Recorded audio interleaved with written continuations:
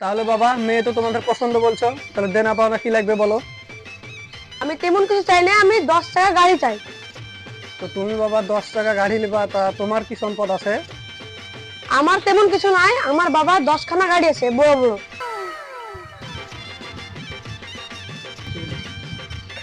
আরো আমার বাবার দুটো 5 তলা বাড়ি আছে, 40 বিঘা জমি আছে, বাজারে দুটো মার্কেট আছে। এদের বংশই জমিদার, চিন্তা করার কোনো দরকার নাই। ছেলের বাপকে একটু সাইড আসবার বলেন, কথা আছে একটু। ভাই, পার্সোনাল কথা আছে, ওইদিকে একটু জানতো।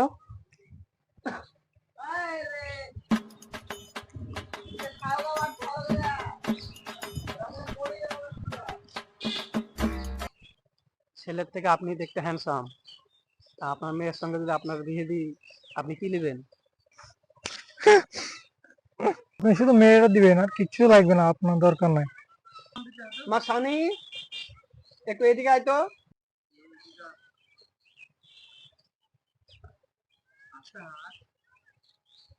দেখো তো মা, এটা ছেলের বাবা, পছন্দ হয় কিনা? হ্যাঁ, পছন্দ হয়েছে। আলহামদুলিল্লাহ। ঘটক সাহেব, ছেলের বাবার সঙ্গে বিয়ে ফাইনাল। আলহামদুলিল্লাহ। ছেলের বাপ অষ্টমলা করে আসুক, বিয়ে কর, ছেলের বিয়েটা খোঁজ করবো।